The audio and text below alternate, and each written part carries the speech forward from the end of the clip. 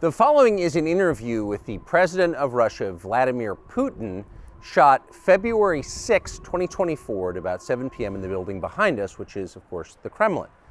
The interview, as you will see if you watch it, is primarily about the war in progress, the war in Ukraine, how it started, what's happening, and most pressingly, how it might end.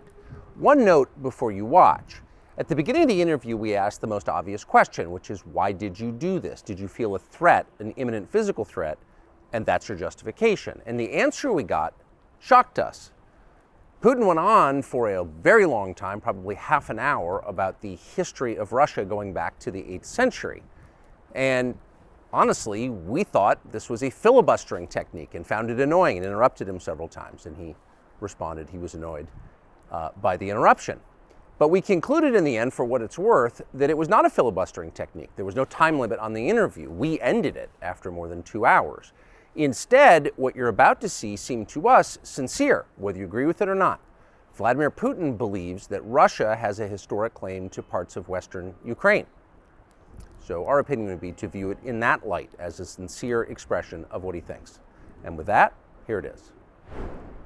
Mr. President, thank you. On February 22nd, 2022, you addressed your country in a nationwide address when the conflict in Ukraine started. And you said that you were acting because you had come to the conclusion that the United States, through NATO, might initiate a, quote, surprise attack on our country. And to American ears, that sounds paranoid. Tell us why you believe the United States might strike Russia out of the blue. How did you conclude that? It's not that America, the United States, was going to launch a surprise strike on Russia. I didn't say that. Are we having a talk show or a serious conversation? Here's the quote. Thank you. It's a formidable, serious talk. Because your basic education is in history, as far as I understand. Yes.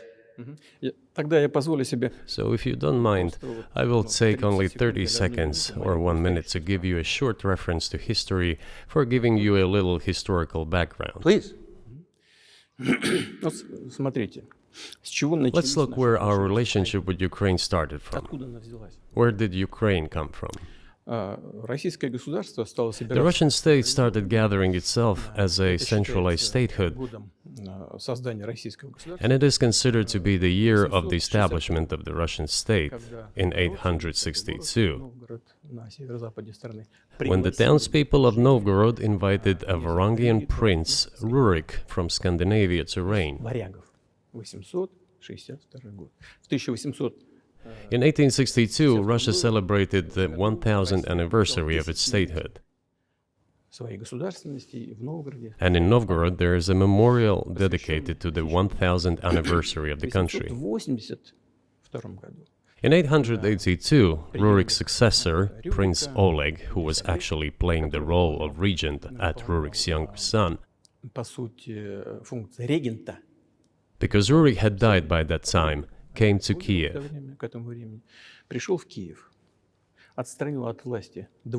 He ousted two brothers who apparently had once been members of Rurik's squad. So Russia began to develop with two centers of power, Kiev and Novgorod. The next very significant date in the history of Russia was 988. This was the baptism of Russia, when Prince Vladimir, the great-grandson of Rurik, baptized Russia and adopted Orthodoxy, or Eastern Christianity. From this time, the centralized Russian state began to strengthen. Why? Because of the single territory, integrated economic ties, one and the same language, and, after the baptism of Russia, the same faith and rule of the prince. The centralized Russian state began to take shape. Back in the Middle Ages, Prince Yaroslav the Wise introduced the order of succession to a throne. But after he passed away, it became complicated for various reasons. The throne was passed not directly from father to eldest son, but from the prince who had passed away to his brother, then to his sons in different lines. All this led to the fragmentation and the end of Rus as a single state. There was nothing special about it. The same was happening then in Europe.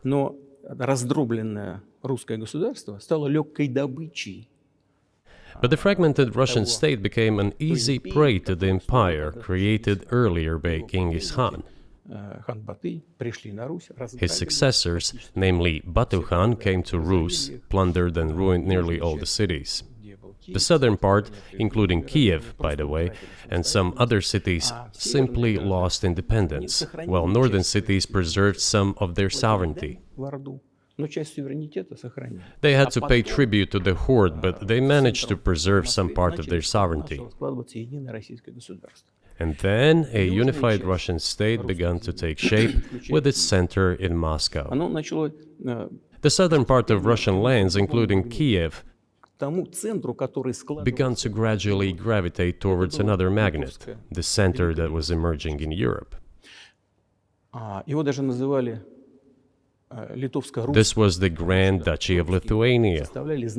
It was even called the Lithuanian-Russian Duchy, because Russians were a significant part of this population. They spoke the old Russian language and were Orthodox. But then there was a unification, the union of the Grand Duchy of Lithuania and the Kingdom of Poland. A few years later, another union was signed, but this time already in the religious sphere. Some of the Orthodox priests became subordinate to the Pope. Thus, these lands became part of the Polish-Lithuanian state.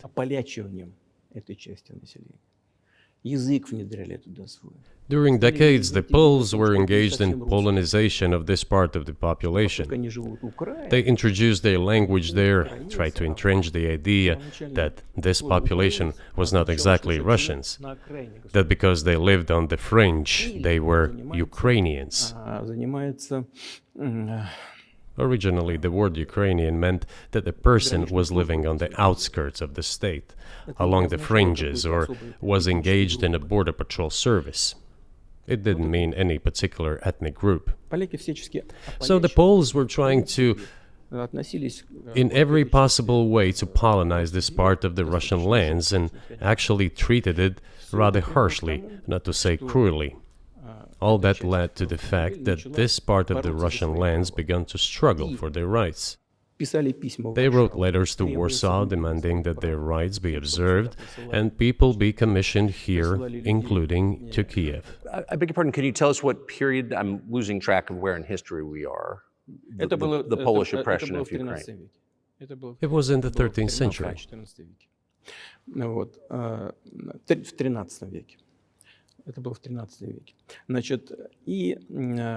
Now I will tell you what happened later and give the dates so that there is no confusion. And in 1654, even a bit earlier, the people who were in control of the authority over that part of the Russian lands addressed Warsaw, I repeat, demanding that they send them to rulers of Russian origin and Orthodox faith. When Warsaw did not answer them, and in fact rejected their demands, they turned to Moscow, so that Moscow took them away. So that you don't think that I'm inventing things, I'll give you these documents. Well, it doesn't sound like you're inventing it. I'm not sure why it's relevant to what happened 2 years ago. But still, these are documents from the archives, copies. Here are the letters from Bogdan Khmelnytsky, the man who then controlled the power in this part of the Russian lands that is now called Ukraine. He wrote to Warsaw demanding that their rights be upheld. And after being refused, he began to write letters to Moscow, asking to take them under the strong hand of the Moscow Tsar. There are copies of these documents. I will leave them for your good memory. There is a translation into Russian. You can translate it into English later. Russia would not agree to admit them straight away, assuming that the war with Poland would start. Nevertheless, in 1654, the Pan-Russian Assembly of top clergy and landowners, headed by the Tsar, which was the representative body of the power of the old Russian state, decided to include a part of the old Russian lands into Moscow Kingdom. As expected, the war with Poland began. It lasted 13 years, and then in 1654, a truce was concluded. And 32 years later, I think, a peace treaty with Poland, which they called Eternal Peace, was signed. And these lands, the whole left bank of Dnieper, including Kiev, went to Russia. And the whole right bank of Dnieper remained in Poland. Under the rule of Catherine the Great, Russia reclaimed all of its historical lands, including in the south and west. This all lasted until the revolution. Before World War I, Austrian General Staff relied on the ideas of Ukrainianization and started actively promoting the ideas of Ukraine and the Ukrainianization.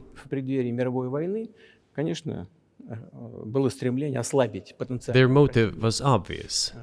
Just before World War I, they wanted to weaken the potential enemy and secure themselves favorable conditions in the border area. So the idea which had emerged in Poland that people residing in that territory were allegedly not really Russians, but rather belonged to a special ethnic group, Ukrainians, started being propagated by the Austrian General Staff. As far back as the 19th century, theorists calling for Ukrainian independence appeared. All those, however, claimed that Ukraine should have a very good relationship with Russia. They insisted on that. After the 1917 revolution, the Bolsheviks sought to restore the statehood, and the civil war began, including the hostilities with Poland. In 1921, peace with Poland was proclaimed, and under that treaty, the right bank of Dnieper River once again was given back to Poland. In 1939, after Poland cooperated with Hitler, it did collaborate with Hitler, you know? Hitler offered Poland peace and a treaty of friendship, an alliance demanding in return that Poland give back to Germany the so-called Danzig corridor, which connected the bulk of Germany with East Prussia and Königsberg.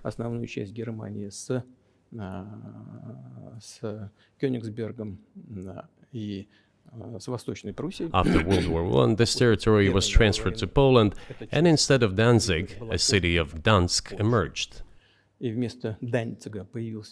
Hitler asked them to give it amicably, but they refused. Of course. Still, they collaborated with Hitler and engaged together in the partitioning of Czechoslovakia. But may I ask you, you're making the case that Ukraine, certainly parts of Ukraine, eastern Ukraine, is in effect Russia, has been for hundreds of years. Why wouldn't you just take it when you became president 24 years ago? You have nuclear weapons, they don't. If it's actually your land, why did you wait so long? I'll tell you. I'm coming to that. This briefing is coming to an end. It might be boring, but it explains many things. I just don't know how it's relevant. Good. Good. I'm so gratified that you appreciate that.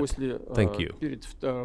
So, before World War II, Poland collaborated with Hitler, and although it did not yield to Hitler's demands, it still participated in the partitioning of Czechoslovakia together with Hitler, as the Poles had not given the Danzig corridor to Germany and went too far, pushing Hitler to start World War II by attacking them. Why was it Poland against whom the war started on 1st September 1939? Poland turned out to be uncompromising, and Hitler had nothing to do but start implementing his plans with Poland. By the way, the USSR, I have read some archive documents, behaved very honestly. It asked Poland's permission to transit its troops through the Polish territory to help Czechoslovakia. But the then Polish foreign minister said that if the Soviet planes flew over Poland, they would be downed over the territory of Poland. But that doesn't matter. What matters is that the war began, and Poland fell prey to the policies it had pursued against Czechoslovakia, as under the well-known Molotov-Ribbentrop Pact. Part of the territory, including western Ukraine, was to be given to Russia. Thus, Russia, which was then named as USSR, regained its historical lands. After the victory in the Great Patriotic War, as we call World War II, all those territories were ultimately enshrined as belonging to Russia, to the USSR.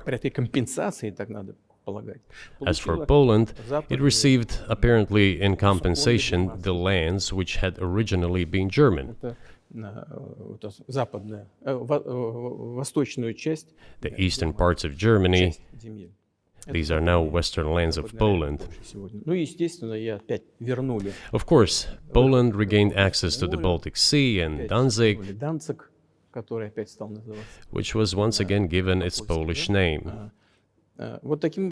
So this was how this situation developed. In 1922, when the USSR was being established, the Bolsheviks started building the USSR and established the Soviet Ukraine, which had never existed before. Right.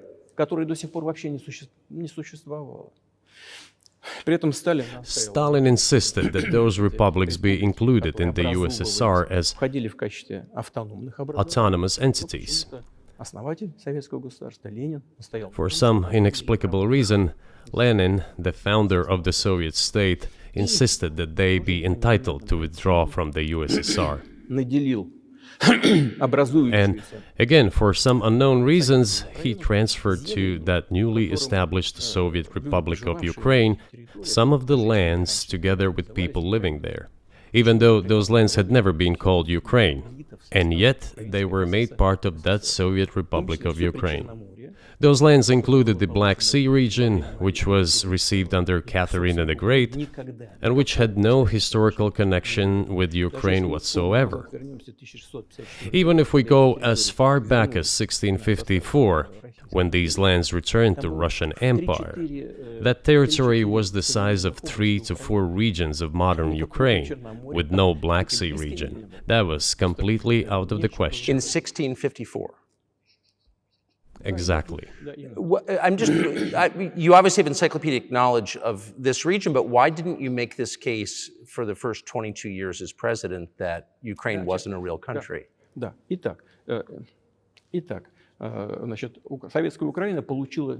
The Soviet Union was given a great deal of territory that had never belonged to it, including the Black Sea region. At some point, when Russia received them as an outcome of the Russo-Turkish Wars, they were called New Russia or Novorossiya. But that does not matter. What matters is that Lenin, the founder of the Soviet state, established Ukraine that way. For decades, the Ukrainian Soviet Republic developed as part of the USSR. And for unknown reasons, again, the Bolsheviks were engaged in Ukrainianization.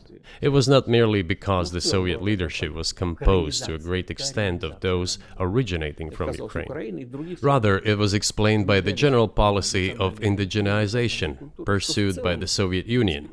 Same things were done in other Soviet republics. This involved promoting national languages and national cultures, which is not bad in principle. That is how the Soviet Ukraine was created. After the World War II, Ukraine received, in addition to the lands that had belonged to Poland before the war, part of the lands that had previously belonged to Hungary and Romania. So Romania and Hungary had some of their lands taken away and given to the Soviet Ukraine, and they still remain part of Ukraine. So in this sense, we have every reason to affirm that Ukraine is an artificial state that was shaped at Stalin's will. Do you believe Hungary has a right to take its land back from Ukraine, and that other nations have a right to go back to their 1654 borders?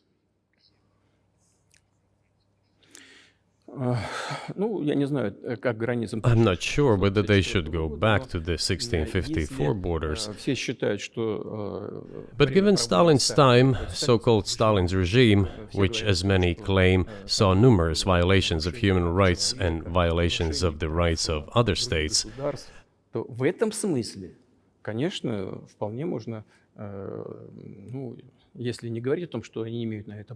one may say that they could claim back those lands of theirs while having no right to do that. It is at least understandable. Have you told Viktor Orban that he can have part of Ukraine?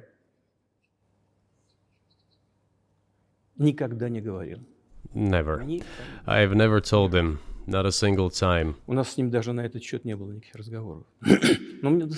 have not even had any conversation on that, but I actually know for sure that Hungarians who live there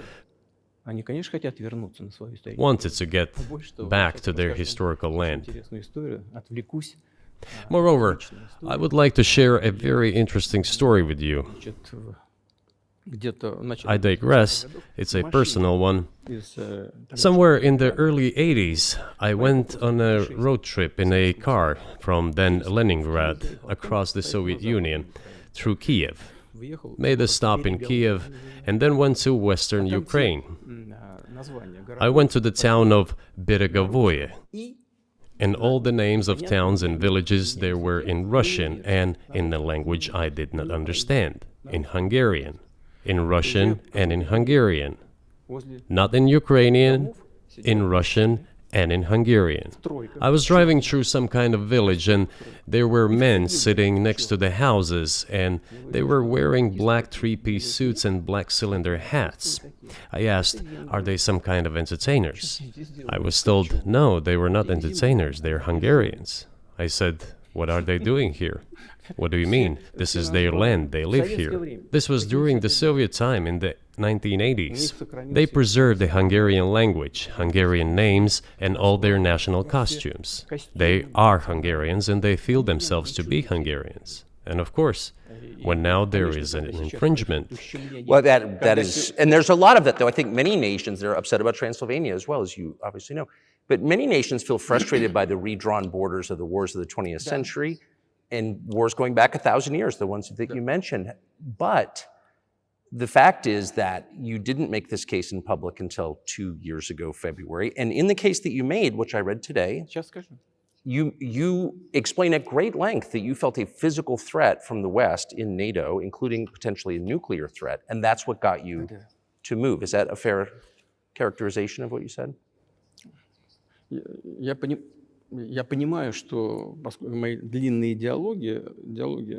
I understand that my long speeches probably fall outside of the genre of the interview. That is why I asked you at the beginning, are we going to have a serious talk or a show? You said a serious talk, so bear with me, please. We're coming to the point where the Soviet Ukraine was established.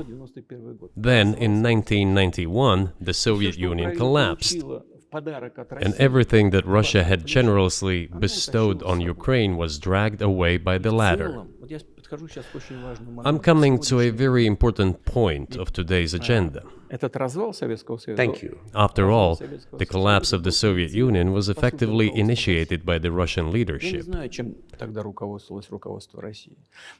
do not understand what the Russian leadership was guided by at the time, but I suspect there were several reasons to think everything would be fine.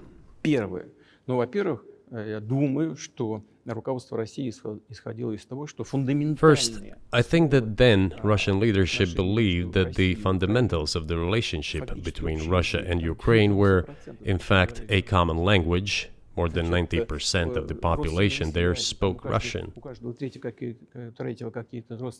Family ties. Every third person there had some kind of family or friendship ties. Common culture, common history. Finally, common faith, coexistence with a single state for centuries, and deeply interconnected economies. All of these were so fundamental. All these elements together make our good relationships inevitable. The second point is a very important one. I want you, as an American citizen, and your viewers to hear about this as well. The former Russian leadership assumed that the Soviet Union had ceased to exist, and therefore there were no longer any ideological dividing lines. Russia even agreed voluntarily and proactively to the collapse of the Soviet Union, and believed that this would be understood by the so-called civilized West as an invitation for cooperation and association. That is what Russia was expecting, both from the United States and the so-called collective West as a whole. There were smart people, including in Germany, Egon Bahr, a major politician of the Social Democratic Party, who insisted in his personal conversations with the Soviet leadership on the brink of the collapse of the Soviet Union that a new security system should be established in Europe. Help should be given to unify Germany, but a new system should be also established to include the United States, Canada, Russia, and other Central European countries. Yes. But NATO needs not to expand. That's what he said. If NATO expands, everything would be just the same as during the Cold War, only closer to Russia's borders. That's all. He was a wise old man, but no one listened to him. In fact, he got angry once. If, he said, you don't listen to me, I'm never setting my foot in Moscow once again. Everything happened just as he had said. Well, of course, it did come true, and you've mentioned this many times. I think it's a fair point, and many in America thought that relations between Russia and the United States would be fine with the collapse of the Soviet Union and the end of the Cold War, that the opposite happened. But you've never explained why you think that happened, except to say that the West fears a strong Russia, but we have a strong China the West does not seem very afraid of. What about Russia, do you think, convinced policymakers they had to take it down? The West is afraid of strong China more than it fears a strong Russia, because Russia has 150 million people and China has 1.5 billion population, and its economy is growing by leaps and bounds, or 5% a year. It used to be even more. But that's enough for China. As Bismarck once put it, potentials are the most important. China's potential is enormous. It is the biggest economy in the world today in terms of purchasing power parity and the size of the economy. It has already overtaken the United States quite a long time ago, and it is growing at a rapid clip. Let's not talk about who is afraid of whom. Let's not reason in such terms. And let's get into the fact that after 1991, when Russia expected that it would be welcomed into the brotherly family of civilized nations, nothing like this happened. You tricked us. I don't mean you personally when I say you. Of course, I'm talking about the United States. The promise was that NATO would not expand eastward, but it happened 5 times. There were 5 waves of expansion. We tolerated all that. We were trying to persuade them. We were saying, please don't. We are as bourgeois now as you are. We are market economy and there is no communist party power. Let's negotiate. Moreover, I have also said this publicly before. There was a moment when a certain rift started growing between us. Before that, Yeltsin came to the United States. Remember, he spoke in Congress and said the good words, God bless America. Everything he said were signals. Let us in. Remember the developments in Yugoslavia before the Yeltsin was lavished with praise? As soon as the developments in Yugoslavia started, he raised his voice in support of Serbs, and we couldn't but raise our voices for Serbs in their defense. I understand that there were complex processes underway there, I do, but Russia could not help raising its voice in support of Serbs, because Serbs are also a special and close to us nation, with Orthodox culture and so on. It's a nation that has suffered so much for generations. Well, regardless, what is important is that Yeltsin expressed his support. What did the United States do? In violation of international law and the UN Charter, it started bombing Belgrade. It was the United States that let the genie out of the bottle. Moreover, when Russia protested and expressed its resentment, what was said? The UN Charter and international law have become obsolete. Now everyone invokes international law, but at that time they started saying that everything was outdated. Everything had to be changed. Indeed, some things need to be changed, as the balance of power has changed. It's true, but not in this manner. Yeltsin was immediately dragged through the mud, accused of alcoholism, of understanding nothing, of knowing nothing. He understood everything, I assure you. Well, I became president in 2000. I thought, okay, the Yugoslav issue is over, but we should try to restore relations. Let's reopen the door that Russia had tried to go through. And moreover, I said it publicly, I can reiterate. At a meeting here in the Kremlin with the outgoing President Bill Clinton, right here in the next room, I said to him, I asked him, Bill, do you think if Russia asked to join NATO, do you think it would happen? Suddenly he said, you know, it's interesting. I think so. But in the evening, when we met for dinner, he said, you know, I've talked to my team. No, it's not possible now. You can ask him. I think he will watch our interview. He'll confirm it. I wouldn't have said anything like that if it hadn't happened. Okay. Were you sincere? It's impossible now. Would you have joined NATO? Look, I asked the question, is it possible or not? And the answer I got was no. If I was insincere in my desire to find out what the leadership position was... But if he had said yes, would you have joined NATO? If he had said yes, the process of rapprochement would have commenced, and eventually it might have happened, if we had seen some sincere wish on the other side of our partners. But it didn't happen. Well, no means no. Okay, fine. Why do you think that is? Just to get to motive, I know you're clearly bitter about it. I understand. But why do you think the West rebuffed you then? Why the hostility? Why did the end of the Cold War not fix the relationship? What motivates this from your point of view? You said I was bitter about the answer.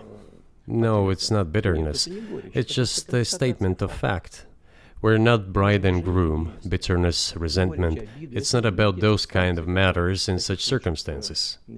We just realized we weren't welcome there, that's all. Okay, fine. But let's build relations in another manner. Let's look for common ground elsewhere. Why we received such a negative response, you should ask your leaders. I can only guess why. Too big a country with its own opinion and so on. And the United States, I've seen how issues are being resolved in NATO. I will give you another example now concerning Ukraine. The US leadership exerts pressure, and all NATO members obediently vote, even if they do not like something. Now, I'll tell you what happened in this regard with Ukraine in 2008, although it's being discussed. I'm not going to open a secret to you, say anything new. Nevertheless, after that we tried to build relations in different ways. For example, the events in the Middle East, in Iraq. We were building relations with the United States in a very soft, prudent, cautious manner. I repeatedly raised the issue that the United States should not support separatism or terrorism in the North Caucasus. But they continue to do it anyway. and political support, information support, financial support, even military support came from the United States and its satellites for terrorist groups in the Caucasus. I once raised this issue with my colleague, also the President of the United States. He says, "It's impossible. Do you have proof?" I said, "Yes." I was prepared for this conversation, and I gave him that proof. He looked at it, and you know what he said? "I apologize, but that's what happened." I'll quote. He says, "Well, I'm gonna kick their ass." We waited and waited for some response. There was no reply. I said to the FSB director, "Write to the CIA, what is the result of the conversation with President?" He wrote once, twice, and then we got a reply. We have the answer in the archive. The CIA replied, "We have been working with the opposition in Russia. We believe that this is the right thing to do, and we will keep on doing it." Just ridiculous. Well, okay. We realized that it was out of the question. Forces in opposition to you. So you're saying the CIA is trying to overthrow your government? Ну, конечно, имелось в виду в данном случае. Of course, they meant in that particular case the separatists, the terrorists who fought with us in the Caucasus. Они их называли. That's who they called the opposition. Это вот второй момент. This is the second Очень point. важный. The third moment is a very important one. Is the moment when the US missile defense system was created. Начало. The beginning. И мы долго уговаривали. We persuaded for a long time not to do it in the United States. Меня пригласили в Moreover, отец Буша. after was invited by Bush Jr.'s father, Bush Sr., to visit his place on the ocean, Там состоялась очень серьезная беседа, I had a very serious conversation with President Bush and his team. чтобы I proposed that the United States, Russia, and Europe jointly create a missile defense system that, we believe, как мы считаем, if created unilaterally, threatens our security, despite the fact that the United States officially said that it was being created against missile threats from Iran. That was the justification for the deployment of the missile defense system. I suggested working together, Russia, the United States, and Europe. They said it was very interesting. They asked me, "Are you serious?" I said, "Absolutely." Let me ask, what year was this? ну, я не помню, вот I don't remember. в интернете, когда я был. It is easy to find out on the internet when I was in the USA at the invitation of Bush Sr. It is even easier to learn from someone I'm going to tell you about. Мне сказали, это очень интересно. I was told it was very interesting. I said, just imagine if we could tackle such a global strategic security challenge together. The world will change. We'll probably have disputes, probably economic and even political ones, but we could drastically change the situation in the world. He says yes, and asks, "Are you serious?" I said, "Of course. We need to think about it," I'm told. Вот в этот кабинет. I said, "Go ahead, please." Then Secretary of Defense Gates, former director of CIA, and Secretary of State Rice came in here, in this cabinet, right here at this table. They sat on this table. Me, the foreign minister, the Russian defense minister on that side. Министр обороны. They said to me, Они мне "Yes, we have thought about it. We agree." I said, "Thank God, great, Но but with some exceptions." So twice you've described US presidents making decisions and then being undercut by their agency heads. So it sounds like you're describing a system that's not run by the people who were elected in your telling. именно так. That's right, Конечно, that's в right. итоге нас послали подальше. Я не буду. In the end, they just told us to get lost. I'm not going to tell you the details because I think it's incorrect. After all, it was confidential Наше предложение conversation. было отклонено. But our proposal was declined. That's a Тогда, fact. именно тогда я сказал, It was right then when I said, "Look, but then we will be forced to take countermeasures. будем создавать такие We will удары. create such strike systems that will certainly overcome missile defense systems." Ответ был такой. Мы The answer was, "We are not doing this against you, and you do what you want," assuming that it is not against us, not against the United States. гиперзвуковые системы. I said, "Okay." Very well. That's the way it went. And we created hypersonic systems with intercontinental range, and we continue to develop them. We are now ahead of everyone, the United States and the other countries, in terms of the development of hypersonic strike systems, and we are improving them every day. But it wasn't us. We proposed to go the other way, and we were pushed back. Now, about NATO's expansion to the east. Well, we were promised no NATO to the east, not an inch to the east, as we were told. And then what? They said, well, it's not enshrined on paper, so we'll expand. So there were 5 waves of expansion: the Baltic states, the whole of Eastern Europe, and so on. And now I come to the main thing. They have come to the Ukraine, ultimately. In 2008, at the summit in Bucharest, they declared that the doors for Ukraine and Georgia to join NATO were open. Now about how decisions are made there. Germany, France seem to be against it, as well as some other European countries. But then, as it turned out later, President Bush, and he's such a tough guy, a tough politician, as I was told later, he exerted pressure on us and we had to agree. It's ridiculous, it's like kindergarten. Where are the guarantees? What kindergarten is this? What kind of people are these? Who are they? You see, they were pressed, they agreed. And then they say, Ukraine won't be in the NATO, you know? I say, I don't know. I know you agreed in 2008. Why won't you agree in the future? Well, they pressed us then. I say, why won't they press you tomorrow? And you'll agree again. Well, it's nonsensical. Who's there to talk to? I just don't understand. We're ready to talk. But with whom? Where are the guarantees? None. So they started to develop the territory of Ukraine. Whatever is there, I have told you the background, how this territory developed, what kind of relations there were with Russia. Every second or third person there has always had some ties with Russia. And during the elections, in already independent, sovereign Ukraine, which gained its independence as a result of the Declaration of Independence, and by the way, it says that Ukraine is a neutral state, and in 2008, suddenly the doors or gates to NATO were open to it. Oh, come on. This is not how we agreed. Now, all the presidents that have come to power in Ukraine, they relied on electorate with a good attitude to Russia in one way or the other. This is the southeast of Ukraine. This is a large number of people.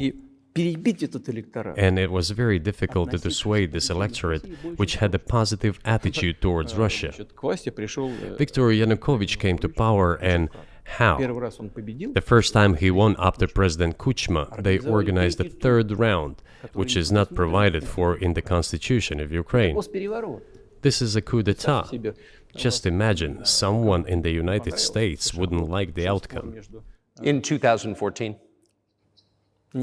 Before that. No, this was before that. After President Kuchma, Viktor Yanukovych won the elections. However, his opponents did not recognize that victory. The US supported the opposition, and the third round was scheduled. What is this? This is a coup. The US supported it, and the winner of the third round came to power. Imagine if in the US something was not to someone's liking, and the third round of election, which the US Constitution does not provide for, was organized. Nonetheless, it was done in Ukraine. Okay, Viktor Yushchenko, who was considered a pro-Western politician, came to power. Fine, we have built relations with him as well. He came to Moscow with visits. We visited Kiev. I visited too. We met in an informal setting. If he's pro-Western, so be it. It's fine. Let people do their job. The situation should have developed inside the independent Ukraine itself. As a result of Kuchma's leadership, things got worse and Viktor Yanukovych came to power after all. Maybe he wasn't the best president and politician, I don't know. I don't want to give assessments. However, the issue of the association with the EU came up. We have always been lenient to this. Suit yourself. But when we read through the Treaty of Association, it turned out to be a problem for us, since we had a free trade zone and open customs borders with Ukraine, which under this association had to open its borders for Europe, which could have led to flooding of our market. We said, no, this is not going to work. We shall close our borders with Ukraine then. The customs borders, that is. Yanukovych started to calculate how much Ukraine was going to gain, how much to lose, and said to his European partners, I need more time to think before signing. The moment he said that, the opposition began to take destructive steps which were supported by the West. It all came down to Maidan and a coup in Ukraine. So he did more trade with Russia than with the EU. Ukraine did. Of course. It's not even the matter of trade volume, although for the most part it is. It is the matter of cooperation ties, which the entire Ukrainian economy was based on. The cooperation ties between the enterprises were very close since the times of the Soviet Union. One enterprise there used to produce components to be assembled both in Russia and Ukraine and vice versa. They used to be very close ties. A coup d'etat was committed, although I shall not delve into details now, as I find doing it inappropriate, the US told us. Calm Yanukovych down, and we will calm the opposition. Let the situation unfold in the scenario of a political settlement. We said, all right, agreed, let's do it this way. As the Americans requested, Yanukovych did use neither the armed forces nor the police, yet the armed opposition committed a coup in Kiev. What is that supposed to mean? Who do you think you are? I wanted to ask the then US leadership. With the backing of whom? With the backing of CIA, of course. The organization you wanted to join back in the day, as I understand. We should thank God they didn't let you in. Although, it is a serious organization. I understand. My former vis-a-vis in the sense that I served in the first main directorate, Soviet Union's intelligence service. They have always been our opponents. A job is a job. Technically, they did everything right. They achieved their goal of changing the government. However, from political standpoint, it was a colossal mistake. Surely it was political leadership's miscalculation. They should have seen what it would evolve into. So, in 2008, the doors of NATO were opened for Ukraine. In 2014, there was a coup. They started persecuting those who did not accept the coup, and it was indeed a coup. They created a threat to Crimea, which we had to take under our protection. They launched the war in Donbass in 2014 with the use of aircraft and artillery against civilians. This is when it all started.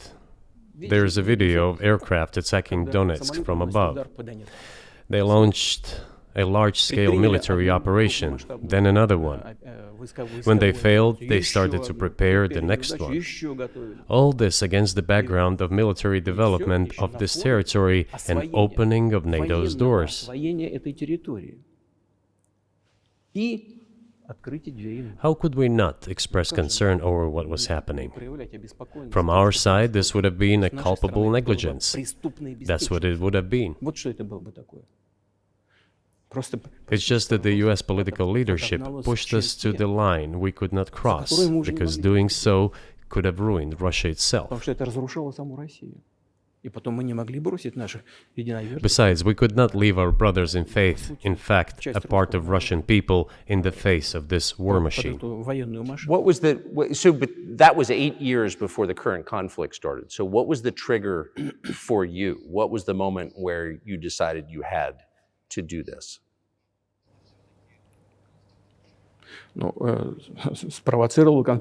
Initially, it was the coup in Ukraine that provoked the conflict.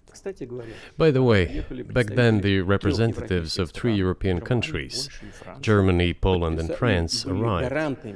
They were the guarantors of the signed agreement between the government of Yanukovych and the opposition. подписи свои They поставили. signed it as guarantors. Несмотря на это, оппозиция Despite that, the opposition committed a Все эти coup, страны and сделали all вид, these что они countries не помнят pretended о that том, they что они didn't remember that they were guarantors of the печку peaceful settlement. Никто не вспоминает They just threw it in Я the не знаю, stove right знают ли away, что-то and в nobody США recalls про that. этот договор между I don't know if the US know anything оппозицией. about the agreement between the opposition and the authorities, and its three guarantors who, instead of bringing this whole situation back in the political field, Хотя смысла в supported этом the не coup. было. Никакого. Although it was meaningless, believe me. Янукович совсем согласился. Because President Yanukovych agreed to all conditions, he was ready to hold an early election which he had no chance of winning, frankly speaking. Зачем, Господи, Everyone knew зачем that. жертва? Then why the Зачем coup? угрозы Why the для- victims? для- Why threatening Crimea? Зачем Why началась launching an operation in операция на Donbass? Донбассе? This I do Вот not этого я не understand. понимаю. Вот в That этом is exactly просчет. what the Он довел miscalculation свою is. при реализации. CIA did its job to А, complete the coup. один из замов I госсекретаря think one of the deputy secretaries of state said that it cost a large sum of money, almost 5 billion. колоссальный. Зачем? But the political mistake Всё was можно было colossal. сделать, на самом деле, то же самое. Why would they have to do that? All this could have been done legally, without victims, without military action, without losing Crimea. Пальцем не пошевелить. We would have never considered to even lift a finger if it hadn't been for the bloody developments on Maidan. Потому что мы согласились с тем, что Because we agreed with the fact that after the collapse of the Soviet Union, our borders should be along the borders of former Union's republics. We agreed to that. соглашались с расширением But НАТО, we never тем agreed более to NATO's соглашались expansion, никогда с and тем, что Украина moreover, будет в we НАТО. never agreed that Мы Ukraine would соглашались с be тем, что in там NATO. будут базы НАТО, без всяких разговоров с нами. We did not agree to NATO bases there without any discussion with us. For decades, we kept asking, don't do this, don't do that. В последних событиях. Ну, во-первых, And what triggered the latest events? руководство Украины заявило, Firstly, the current Ukrainian leadership declared that it would not implement the Minsk agreements, which had been signed, as you know, after the events of 2014 in Minsk, where the plan of peaceful settlement in Donbass was set forth. нет, руководство But no, the current Ukrainian leadership, foreign minister, all other officials, and then president himself said that they don't like anything about the Minsk agreements. иными словами, исполнять не собираются. In other words, they were not going to implement it.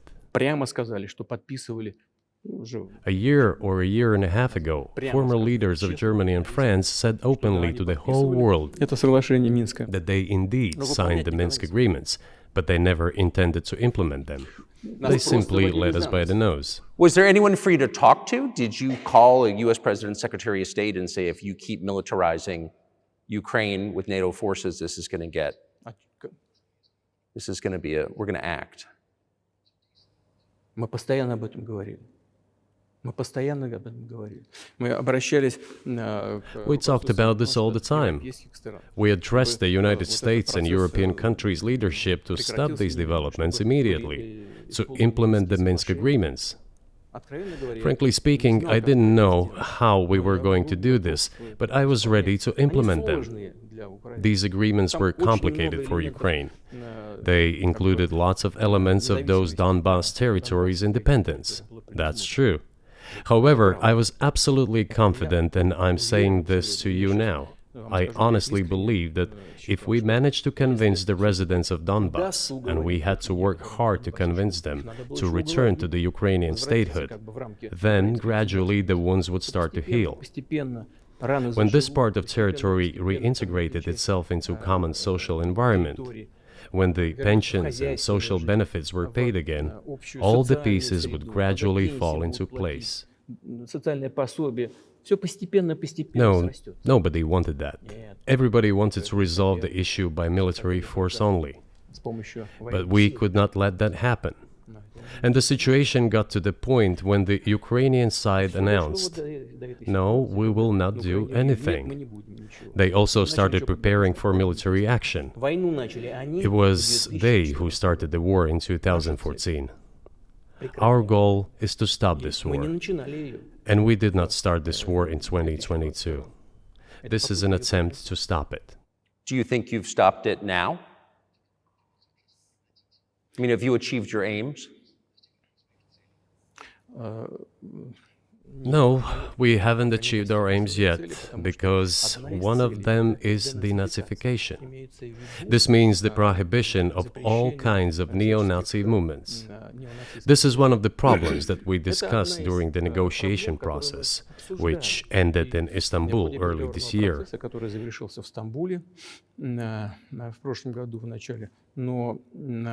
And it was not our initiative, because we were told by the Europeans, in particular, that it was necessary to create conditions for the final signing of the documents. My counterparts in France and Germany said, "How can you imagine them signing a treaty with a gun to their heads? The troops should be pulled back from Kiev." I said, "All right." We withdrew the troops from Kiev. As soon as we pulled back our troops from Kiev, our Ukrainian negotiators immediately threw all our agreements reached in Istanbul into the bin and got prepared for a long-standing armed confrontation with the help of the United States and its satellites in Europe. That is how the situation has developed, and that is how it looks now. But what is, pardon my ignorance, what is denazification? What would that mean? What is... Да, вот я как раз хочу сейчас об этом сказать. Это очень важный вопрос. Денацификация. That is what I want to talk about right now. It is a very important issue. Denazification.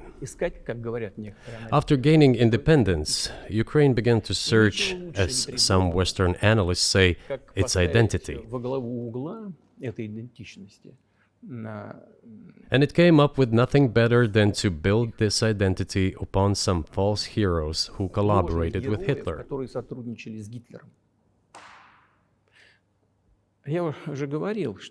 I have already said that in the early 19th century, when the theorists of independence and sovereignty of Ukraine appeared, they assumed that an independent Ukraine should have very good relations with Russia. But due to the historical development, those territories were part of the Polish-Lithuanian Commonwealth, Poland, where Ukrainians were persecuted and treated quite brutally, as well as were subject to cruel behavior. There were also attempts to destroy their identity. All this remained in the memory of the people. When World War II broke out, part of this extremely nationalist elite collaborated with Hitler, believing that he would bring them freedom. The German troops, even the SS troops, made Hitler's collaborators do the dirtiest work of exterminating the Polish and Jewish population. Hence this brutal massacre of the Polish and Jewish population, as well as the Russian population too.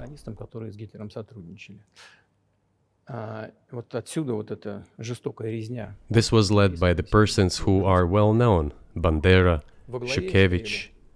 It was those people who were made national heroes. That is the problem. And we are constantly told that nationalism and neo-Nazism exist in other countries as well. Yes, they are seedlings, but we uproot them, and other countries fight against them. But Ukraine is not the case. These people have been made into national heroes in Ukraine. Monuments to those people have been erected. They are displayed on flags. Their names are shouted by crowds that walk with torches, as it was in Nazi Germany.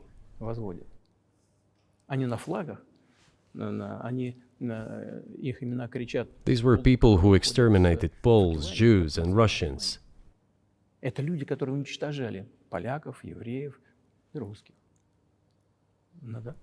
is necessary to stop this practice and prevent the dissemination of this concept. I say that Ukrainians are part of the one Russian people. They say, no, we are a separate people. Okay, fine. If they consider themselves a separate people, they have the right to do so, but not on the basis of Nazism, the Nazi ideology. Would you be satisfied with the territory that you have now? Нет, закончим. Вы же задали вопрос по неонацизму. и денацификации. I will finish answering the question. You just asked a question about neo-Nazism and denazification. Замалчивается на Западе. Look, the president of Ukraine visited Canada. The story is well known, but being silenced in the Western countries. Спикер парламента. The Canadian Parliament introduced a man who, as the Speaker of the Parliament said, fought against the Russians during the World War II. Well, who fought against the Russians during the World War II? Выяснилось, что это человек, Hitler and his accomplices. он лично. It turned out that this man served in the SS troops. He personally killed Russians, Poles, and Jews. Они занимались The SS troops consisted of Ukrainian nationalists who did this dirty work. The president of Ukraine stood up with the entire Parliament of Canada and applauded this man. плескал этому человеку. How can this be imagined? Как это The может president of Ukraine himself, by the way, is a Jew by nationality. еврей по Really, my question is, what do you do about it? I mean, Hitler's been dead for 80 years. Nazi Germany no longer exists. And so, true. And so, I think what you're saying is you want to extinguish or at least control Ukrainian nationalism. But how? How do you do that? Вот послушайте меня. Ваш вопрос очень тонкий. Listen to me. Your question is very Можно я subtle, скажу, как я думаю? and I can tell you what I think. Do not take offense. Of course. Он, казалось бы, тонкий, он очень противный, этот вопрос. This question appears to be subtle. It is quite pesky. Значит, You say Hitler has been dead for so many years, люди, которые 80 years. уничтожали But his евреев, example русских и lives on. поляков, живы. People who exterminated И Jews, президент, Russians, and действующий Poles are президент alive. сегодняшней Украины And the аплодирует president, ему the в current канадском president of парламенте, today's Ukraine, аплодирует applauds him стоя. in the Canadian parliament, Разве gives мы можем a сказать, что standing мы ovation. целиком выкорчевали Can we эту say that идеологию, we have если completely то, что мы uprooted видим, this происходит ideology сегодня? if what we see is Вот что happening такое today? денацификация в нашем That is what Надо denazification избавиться от is тех in людей, our которые, understanding. эту We have to get rid of those people who теорию maintain практику this concept and support this оставляют в practice жизни and и try to стараются preserve it. сохранить. That Вот is что what такое denazification денацификация. is. Вот That что под is этим what we понимаем. mean. Right. My question was a little more specific. It was, of course, not a defense of Nazis, neo or otherwise. It was a practical question. You don't control the entire country. You don't control Kiev. You don't seem like you want to. So how do you eliminate a culture or an ideology or feelings or a view of history in a country that you don't control? What do you do about that? А вот знаете, как вам не покажется странным, в ходе переговоров в Стамбуле You know, as strange as it may seem to you, during the negotiations in Istanbul, we did agree that we have it all in writing. Neo-Nazism would not be cultivated in Ukraine, including that it would be prohibited at the legislative level. Mr. Carson, we agreed on that. This, it turns out, can be done during the negotiation process. And there's nothing humiliating for Ukraine as a modern civilized state. Is any state allowed to promote Nazism? It is not, is it? That is it. Ведь нет, правда? Вот и все. Will there be talks, and why haven't there been talks about resolving the conflict in Ukraine, peace talks? Они были, они дошли до очень высокой стадии согласования позиций, сложно. They have been. They reached a very high stage of coordination of positions in a complex process, but still they were almost finalized. But after we withdrew our troops from Kiev, as I have already said, the other side threw away all these agreements and obeyed the instructions of Western countries, European countries, and the United States to fight Russia to the bitter end. Moreover, the president of Ukraine has legislated a ban on negotiating with Russia. He signed a decree forbidding everyone to negotiate with Russia. But how are we going to negotiate if he forbade himself and everyone to do this?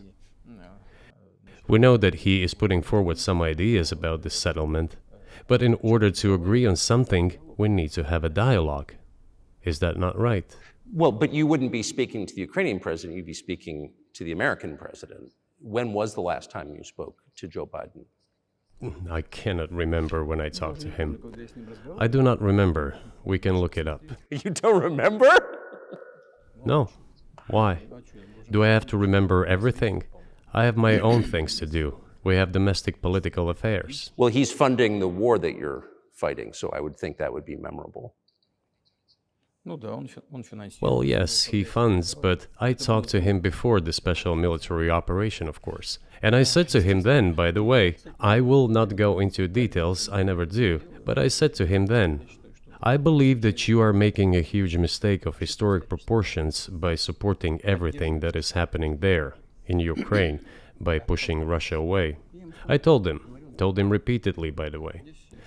I think that would be correct if I stop here. What did he say? Ask him, please. It is easier for you. You are a citizen of the United States. Go and ask him. It is not appropriate for me to comment on our conversation. But you haven't spoken to him since before February of 2022?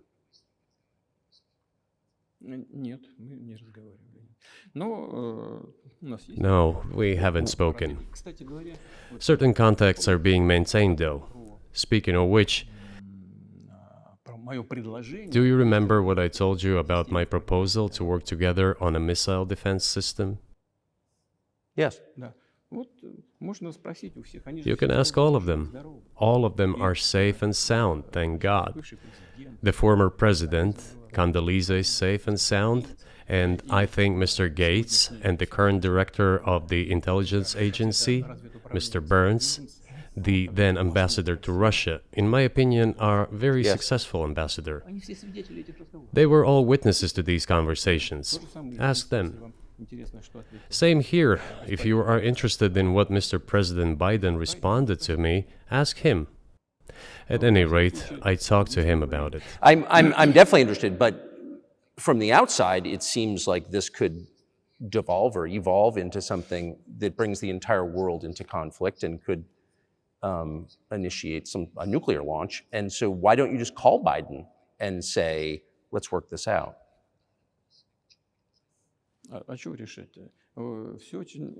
What's there to work out? It's very simple. I repeat, we have contacts through various agencies. I will tell you what we are saying on this matter and what we are conveying to the US leadership. If you really want to stop fighting, you need to stop supplying weapons. It will be over within a few weeks. That's it. And then we can agree on some terms. Before you do that, stop. What's easier? Why would I call him? What should I talk to him about? Or beg him for what? And what messages do you get back? You're going to deliver such and such weapons to Ukraine? Oh, I'm afraid, please don't.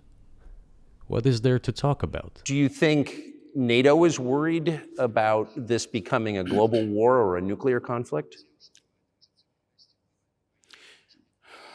At least that's what they're talking about. And they're trying to intimidate their own population with an imaginary Russian threat. This is an obvious fact. And thinking people, not Philistines, but thinking people, analysts, those who are engaged in real politics, just smart people, understand perfectly well that this is a fake. They're trying to fuel the Russian threat. The threat I think you're referring to is a Russian invasion of Poland, Latvia, expansionist behavior. Can you imagine a scenario where you sent Russian troops to Poland?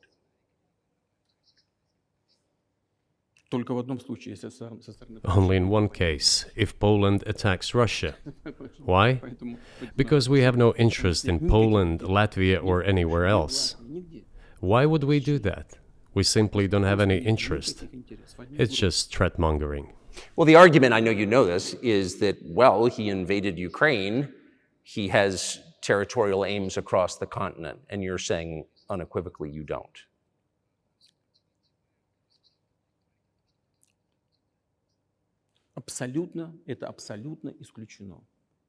It is absolutely out of the question.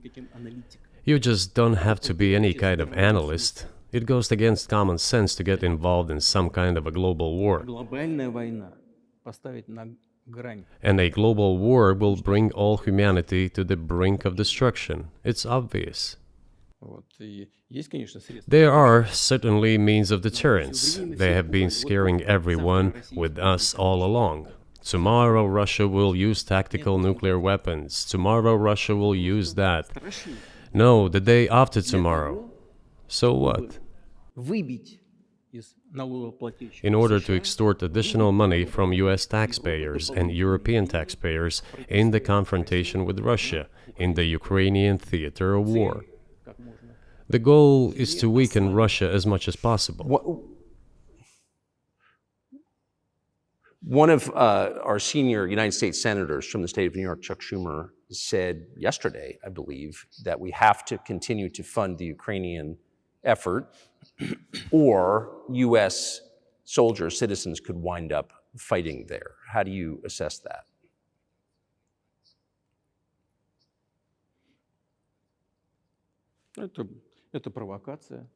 This is a provocation, and a cheap provocation at that.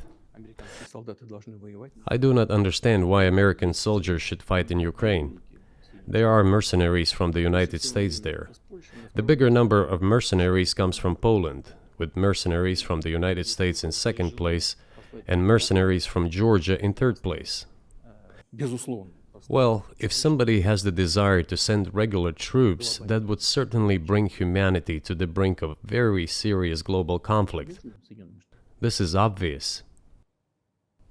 Do the United States need this? What for?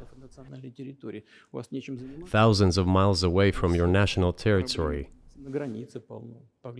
Don't you have anything better to do?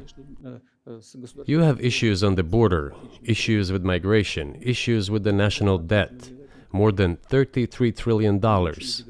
You have nothing better to do, so you should fight in Ukraine? Wouldn't it be better to negotiate with Russia?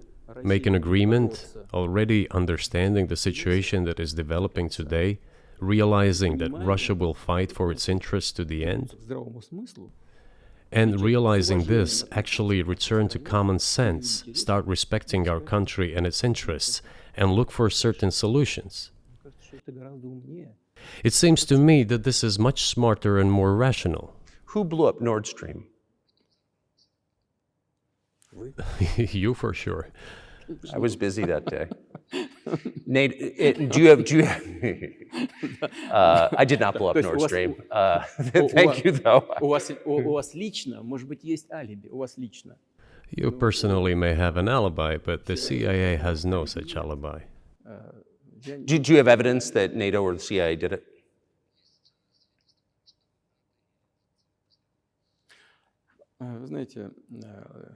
You know, I won't get into details, but people always say in such cases, look for someone who is interested. But in this case, we should not only look for someone who is interested, but also for someone who has capabilities. Because there may be many people interested, but not all of them are capable of sinking to the bottom of the Baltic Sea and carrying out this explosion. These two components should be connected. Who is interested and who is capable of doing it? But I'm confused. I mean, that's the biggest act of industrial terrorism ever, and it's the largest emission of CO2 in history. Okay, so if you had evidence, and presumably given your security services, your intel services, you would, that NATO, the US, CIA, the West, did this, why wouldn't you present it and win a propaganda victory?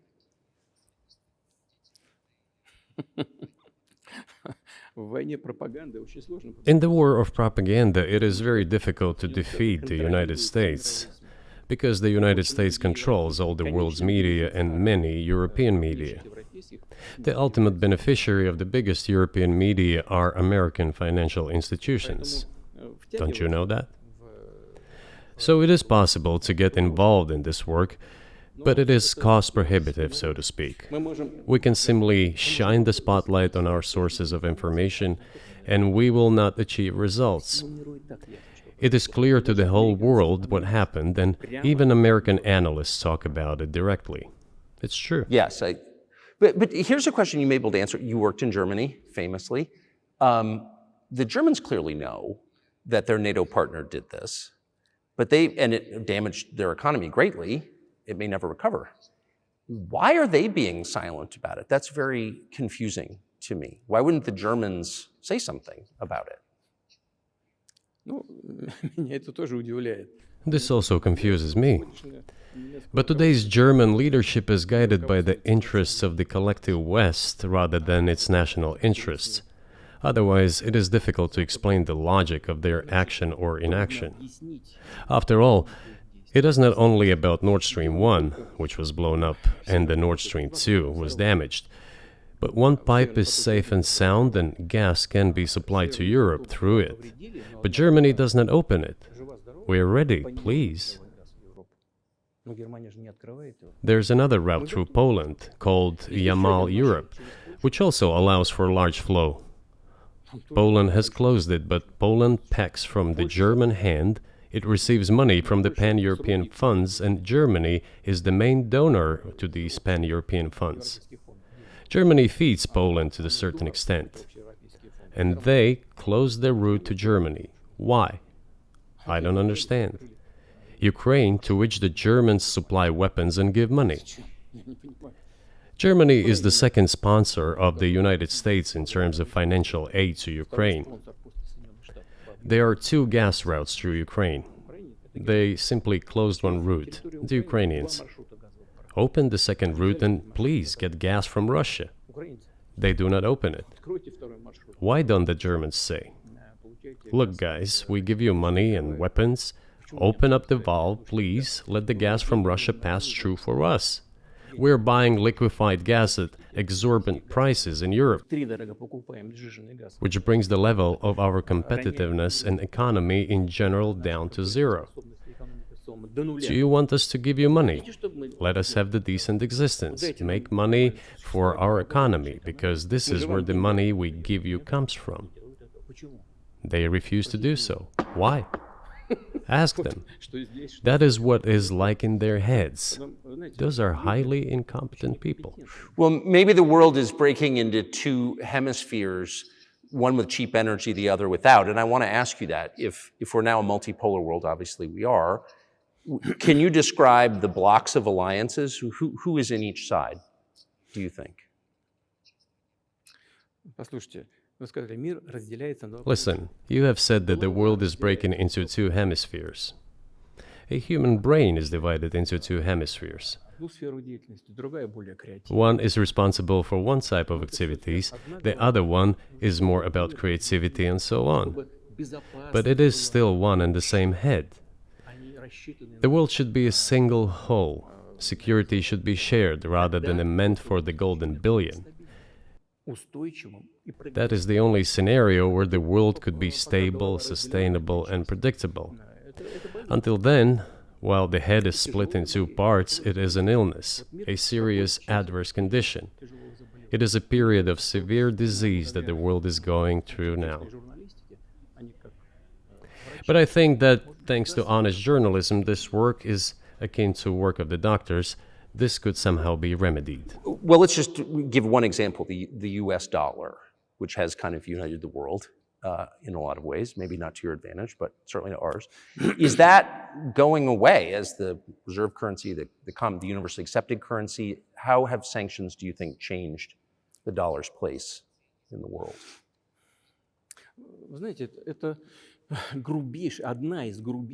You know, to use the dollar as a tool of foreign policy struggle is one of the biggest strategic mistakes made by the US political leadership.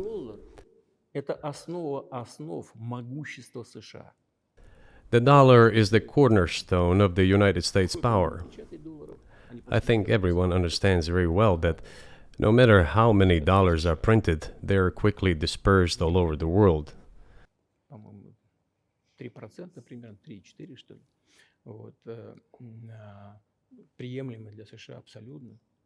Inflation in the United States is minimal. It's about 3 or 3.4%, which is, I think, totally acceptable for the US. But they won't stop printing. What does the debt of $33 trillion tell us about? It is about the emission. инструмента политической борьбы. Nevertheless, it is the main weapon used by the United States to preserve its power across the world. Поэтому американцы As soon as the political leadership decided to use the US dollar as a tool of political struggle, a blow was dealt to this American power. и огромные. I would not like to use any strong language, but it is a stupid thing to do Даже and a grave mistake. сокращаются запасы доллара сейчас. Все смотрят на то, что происходит, и начинают искать возможности. Look at what is going on in the world. Но если в отношении Even the United States allies are now downsizing their dollar reserves. Seeing this, everyone starts looking for ways to protect themselves. But the fact that the United States applies restrictive measures to certain countries, such as placing restrictions on transactions, freezing assets, etc., causes grave concern and sends a signal to the whole world. в России мы What did we have here? Until 2022, about 80% of Russian foreign trade transactions were made in US dollars and euros. в наших расчетах с третьими странами. Значит, US dollars accounted for approximately 50% of our transactions with third countries, while currently it is down to 13%. It wasn't us who banned the use of the US dollar. США приняли решение ограничить наши расчеты в долларах. We had no such intention. Полная дурь. It was decision of the United States to restrict our transactions in US dollars. I think it is complete foolishness from the point of view of the interests of the United States itself and its taxpayers, as it damages the US economy, undermines the power of the United States across the world.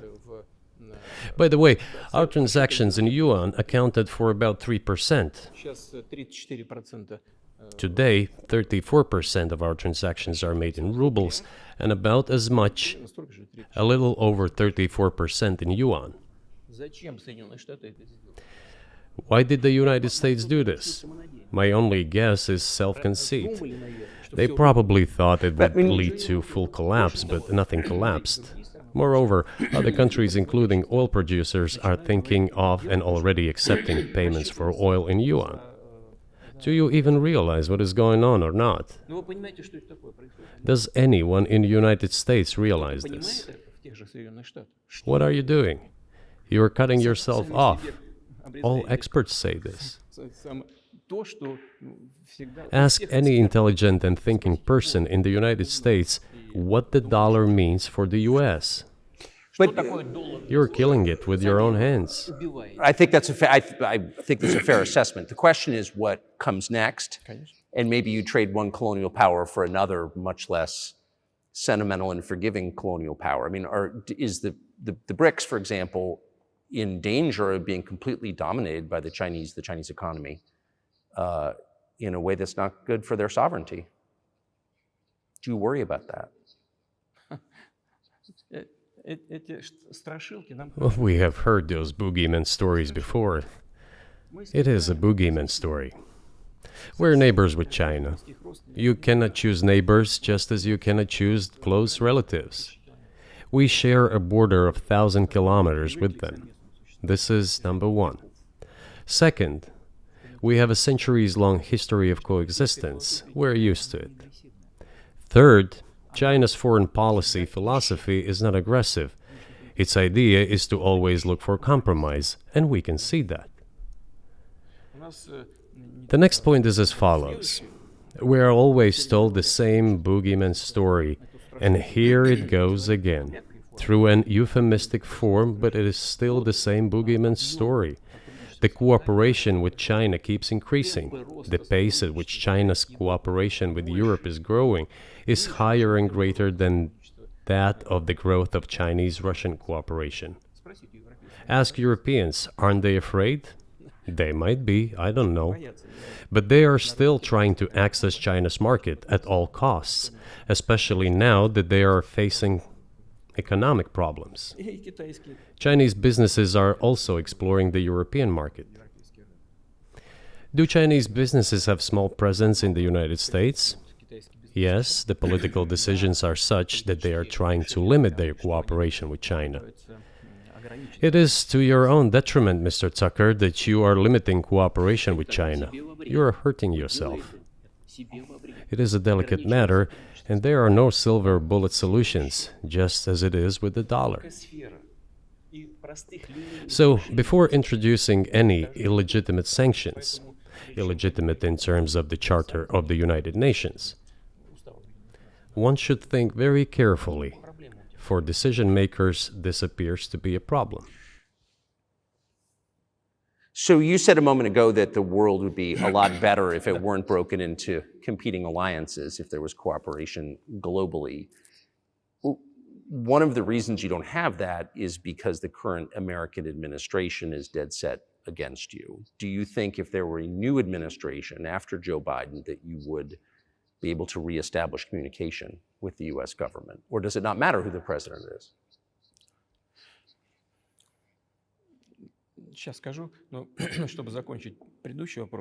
I will tell you, but let me finish the previous thought. We, together with my colleague and friend, President Xi Jinping, set a goal to reach $200 billion of mutual trade with China this year. We have exceeded this level. According to our figures, our bilateral trade with China totals already $230 billion, and the Chinese statistics says it is $240 billion. One more important thing. Our trade is well balanced, mutually complementary in high-tech, energy, scientific research and development. It is very balanced. As for BRICS, where Russia took over the presidency this year, the BRICS countries are, by and large, developing very rapidly. Look, if memory serves me right, back in 1992, the share of the G7 countries in the world economy amounted to 47%, whereas in 2022 it was down to, I think, a little over 30%. The BRICS countries accounted for only 16% in 1992, but now their share is greater than that of the G7. It has nothing to do with the events in Ukraine. This is due to the trends of global development and world economy, as I mentioned just now. And this is inevitable. This will keep happening. It is like the rise of the sun. You cannot prevent the sun from rising. You have to adapt to it. How do the United States adapt? With the help of force, sanctions, pressure, bombings, and use of armed forces. This is about self-conceit. Your political establishment does not understand that the world is changing under objective circumstances. And in order to preserve your level, even if someone aspires, to the level of dominance, you have to make the right decisions in a competent and timely manner. Such brutal actions, including with regard to Russia and, say, other countries, are counterproductive. This is an obvious fact. It has already become evident. You just asked me if another leader comes and changes something. It is not about the leader. It is not about the personality of a particular person. I had a very good relationship with, say, Bush. I know that in the United States, he was portrayed as some kind of a country boy who does not understand much. I assure you that this is not the case. I think he made a lot of mistakes with regard to Russia, too. I told you about 2008 and the decision in Bucharest to open the NATO's doors for Ukraine and so on. That happened during his presidency. He actually exercised pressure on the Europeans. But in general, on a personal human level, I had a very good relationship with him. He was no worse than any other American or Russian or European politician. I assure you, he understood what he was doing as well as others. I had such personal relationship with Trump as well. It is not about the personality of the leader, it is about the elite's mindset.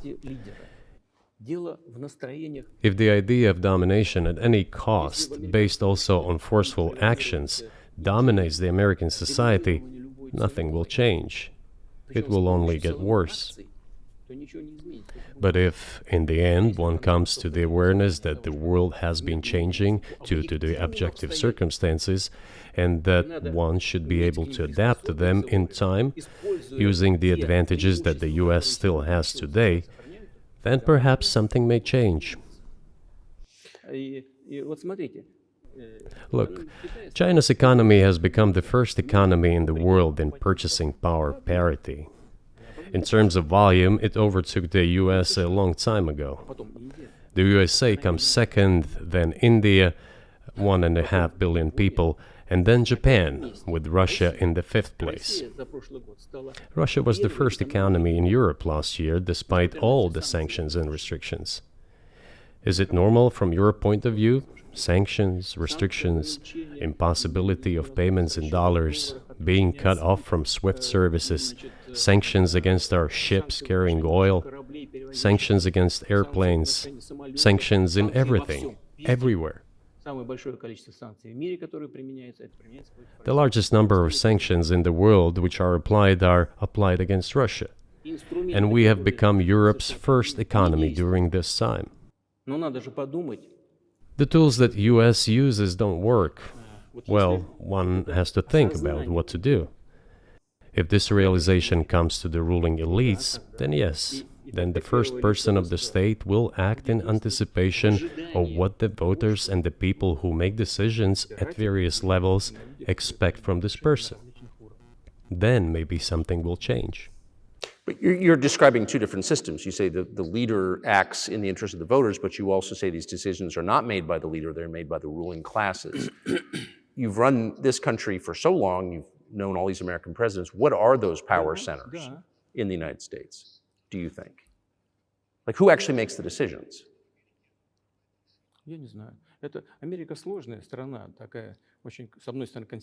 I don't know. America is a complex country, conservative on one hand, rapidly changing on the other. It's not easy for us to sort it all out. Who makes decisions in the elections? Is it possible to understand this when each state has its own legislation? Each state regulates itself? Someone can be excluded from elections at the state level. It is a two-stage electoral system. It is very difficult for us to understand it. Certainly, there are two parties that are dominant, the Republicans and the Democrats. And within this party system, the centers that make decisions, that prepare decisions. Then, look, why, in my opinion, after the collapse of the Soviet Union, such an erroneous, crude, completely unjustified policy of pressure was pursued against Russia? After all, this is a policy of pressure. NATO expansion, support for the separatists in Caucasus, creation of a missile defense system. These are all elements of pressure. Pressure, pressure, pressure.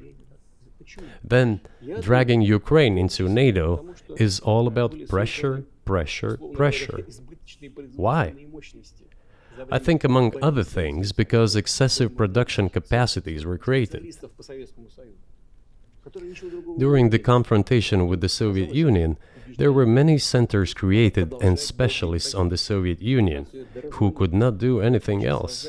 They convinced the political leadership that it is necessary to continue chiseling Russia, to try to break it up, to create on this territory several quasi-state entities, and to subdue them in a divided form, to use their combined potential for the future struggle with China.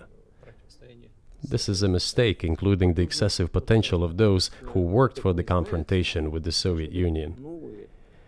It is necessary to get rid of this. There should be new, fresh forces, people who look into the future and understand what is happening in the world. Look at how Indonesia is developing. 600 million people. Where can we get away from that? Nowhere. We just have to assume that Indonesia will enter. It is already in the club of the world's leading economies, no matter who likes it or dislikes it. Yes, we understand and are aware that in the United States, despite all the economic problems, the situation is still normal, with the economy growing decently. The GDP is growing by 2.5%, if I'm not mistaken. But if we want to ensure the future, then we need to change our approach to what is changing. As I already said, the world would nevertheless change, regardless of how the developments in Ukraine end. The world is changing. In the United States themselves, experts are writing that the United States are nonetheless gradually changing their position in the world. It is your experts who write that. I just read them. The only question is how this would happen, painfully and quickly, or gently and gradually. And this is written by people who are not anti-American. They simply follow global development trends. That's it. And in order to assess them and change policies, we need people who think, look forward, can analyze and recommend certain decisions at the level of political leaders. I just have to ask, you've said clearly that NATO expansion eastward is a violation of the promise you all were made in 1990. It's a threat to your country. Right before you sent troops into Ukraine, the Vice President of the United States went to the Munich Security Conference and encouraged the President of Ukraine to join NATO. Do you think that was an effort to provoke you into military action? Мы просто, я еще раз повторяю, мы многократно предлагали... I repeat once again, we have repeatedly proposed to seek a solution to the problems that arose in Ukraine after 2014 coup d'etat through peaceful means. But no one listened to us. And moreover, the Ukrainian leaders who were under the complete US control suddenly declared that they would not comply with the Minsk agreements. They disliked everything there and continued military activity in that territory. Шло освоение этой территории натовскими военными структурами. Под видом различных центров. And in parallel, that territory was being exploited by NATO military structures under the guise of various personnel training and retraining centers. They essentially began to create bases there. That's all. Ukraine announced that the Russians were a non-titular nationality, while passing the laws that limit the rights of non-titular nationalities in Ukraine. Ukraine, having received all these southeastern territories as a gift from the Russian people, suddenly announced that the Russians were a non-titular nationality in that territory. Is that normal? All this put together led to the decision to end the war that neo-Nazis started in Ukraine in 2014. Do you think Zelensky has the freedom to negotiate a settlement to this conflict?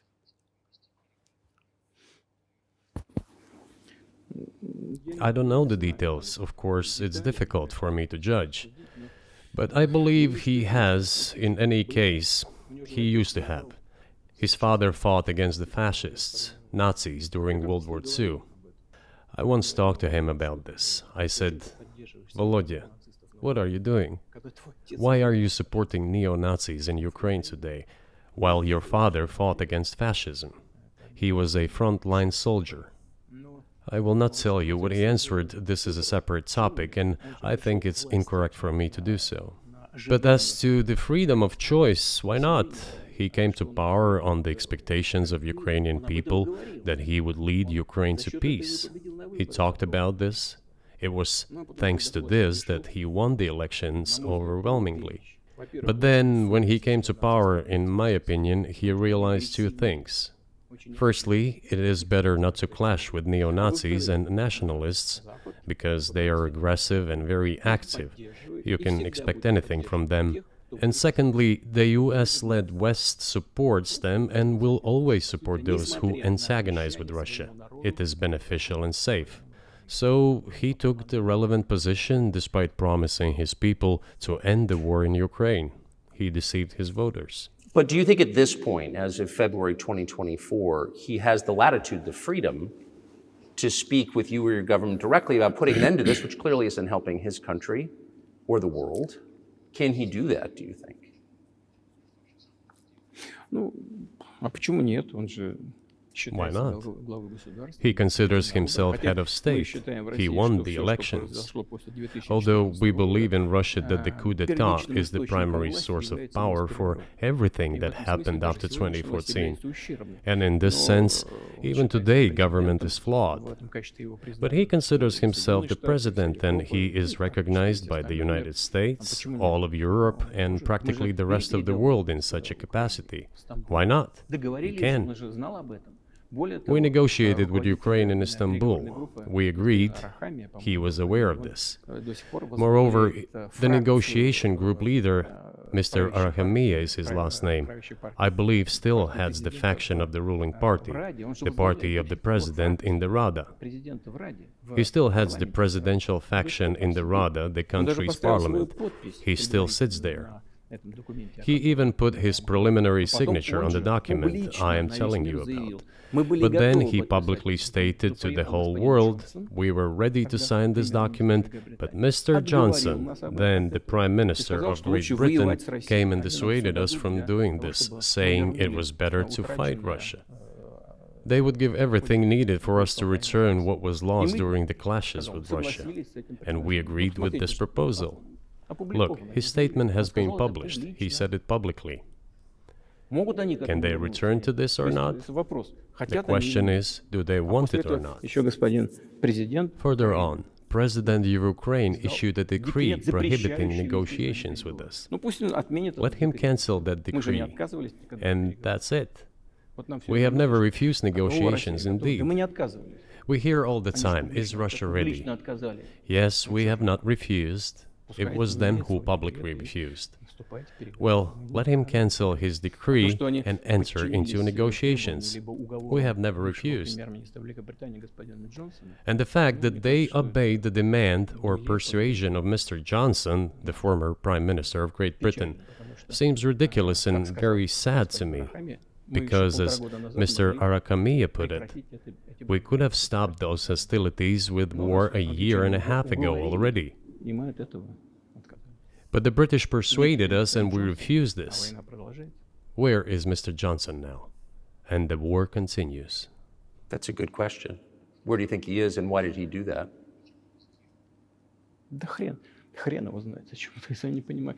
Hell knows. I don't understand it myself. There was a general starting point. For some reason, everyone had the illusion that Russia could be defeated on the battlefield.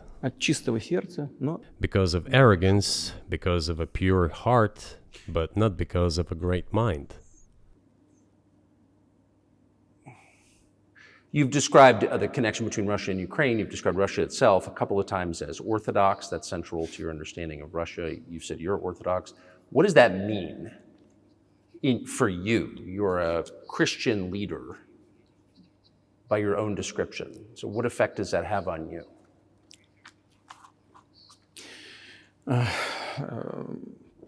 You know, as I already mentioned, in 988, Prince Vladimir himself was baptized following the example of his grandmother, Princess Olga.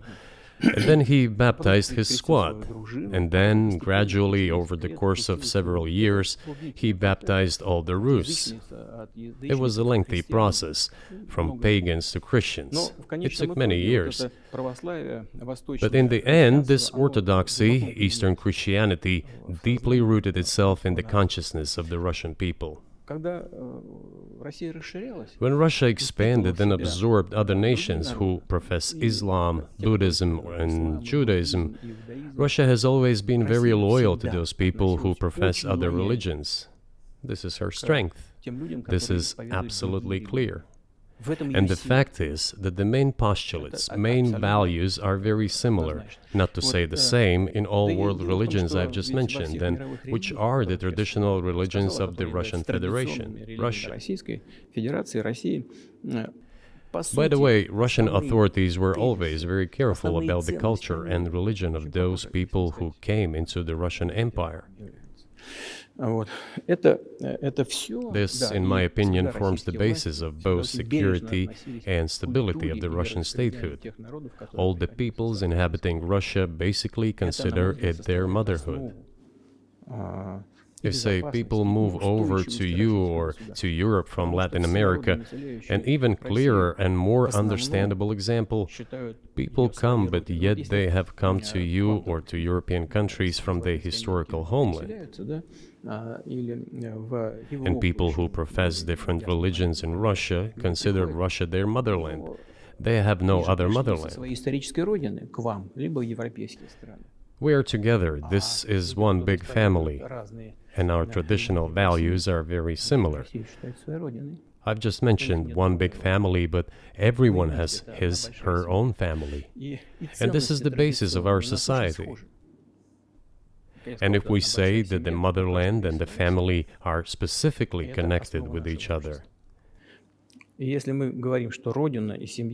is indeed the case, since it is impossible to ensure a normal future for our children and our families unless we ensure a normal, sustainable future for the entire country, for the motherland. That is why patriotic sentiment is so strong in Russia. But can I say that the one way in which the religions are different is that Christianity is specifically a nonviolent religion. Jesus says, turn the other cheek, don't kill. How can a leader who has to kill, of any country, how can a leader be a Christian? How do you reconcile that to yourself?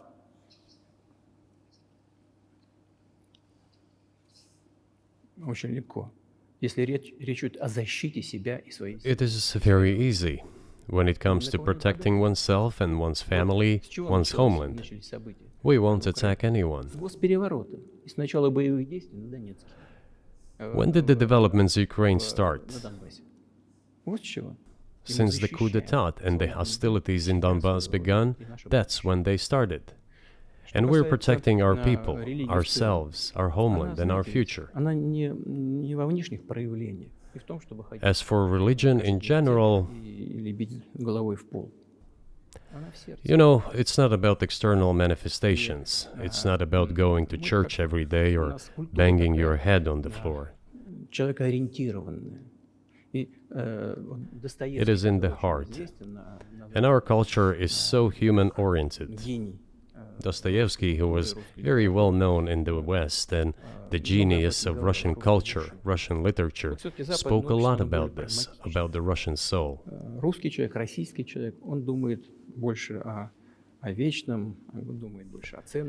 After all, Western society is more pragmatic. Russian people think more about the eternal, about moral values. I don't know, maybe you won't agree with me, but Western culture is more pragmatic after all.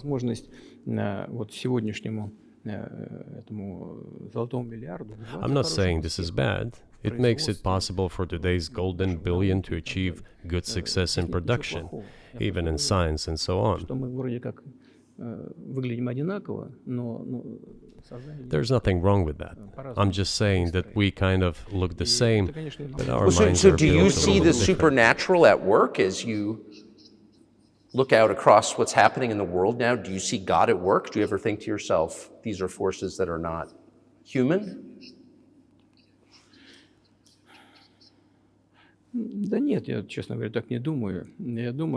No, to be honest, I don't think so.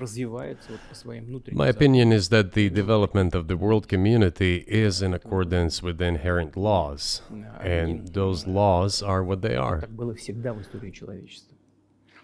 It's always been this way in the history of mankind. Some nations and countries rose, became stronger and more numerous, and then left the international stage, losing the status they had accustomed to. There is probably no need for me to give examples, but we could start with the Genghis Khan and horde conquerors, the Golden Horde, and then end with the Roman Empire. It seems that there has never been anything like the Roman Empire in the history of mankind. Nevertheless, the potential of the barbarians gradually grew, as did their population. In general, the barbarians were getting stronger and began to develop economically, as we would say today. This eventually led to the collapse of the Roman Empire and the regime imposed by the Romans. Этот процесс However, разложения Великой it took Римской 5 империи centuries for the Roman Empire to fall apart. в сегодняшней ситуации The разница difference with what is happening now процессы изменений is that сегодня all the идут processes гораздо of быстрее, change чем are во времена happening Римского. at a much faster pace than in Roman times. So when does the AI empire start, do you think? У меня все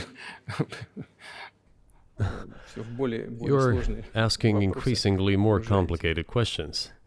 To answer them, you need to be an expert in big Для того, numbers, чтобы big ответить, data, надо and быть, конечно, AI. специалистом в Mankind is сфере currently чисел, facing many threats. в сфере вот Due to этого the искусственного genetic интеллекта. researches, it is now possible Человечество to много create a угроз. superhuman, a В specialized исследовании human области being, генетики, a genetically engineered athlete, scientist, military man. человек. Да. There are Человек reports that воина, Elon человек Musk ученый, had человек already had a спортсмен. chip implanted in the human Сейчас brain вот in the говорят, в USA. США Илон Маск внедрил уже чип в мозг какого-то человека. What do you think of that? Ну, Маска, я думаю, что Маска остановить Well, невозможно. I think there's no stopping Elon Musk. He will Но do надо as с he ним sees как-то fit. договариваться. Надо искать какие-то Nevertheless, способы you need to find some убедить его. common Мне ground кажется, with он him, умный человек, то есть search for уверен, ways что to он- persuade надо с him. ним как-то I договариваться. think he's a Этот smart процесс, person. I truly believe he is. нужно So you need to организовать reach an agreement with him правильно. because this Человечество, process конечно, needs to be думает formalized Ага, and subjected to по certain поводу rules. того, что будет происходить с ним в связи с развитием вот этих новейших исследований и технологий в генетике. либо Humanity в has to искусственном consider интеллекте. what is going to happen due Прогнозировать to the можно, newest что development будет in происходить. genetics Поэтому or in AI.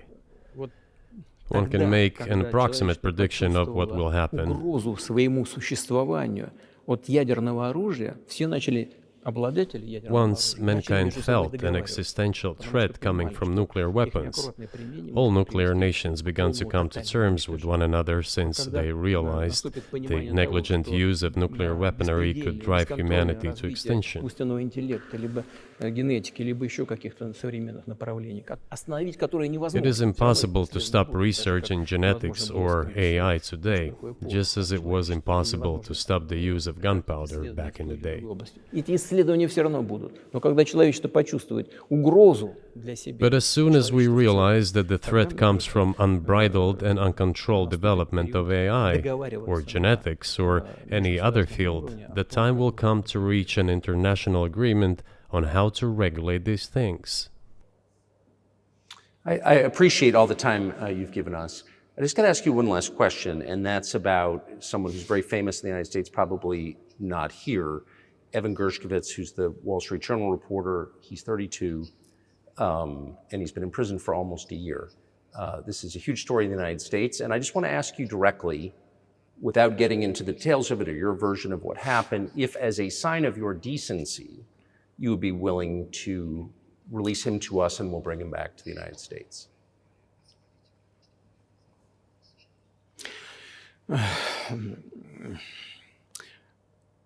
Мы столько сделали жестов доброй воли, что, мне кажется, мы исчерпали все лимиты. We have done so many Нам gestures никто of на жесты доброй goodwill воли out of decency that I think we have run out of them. ни разу не ответил.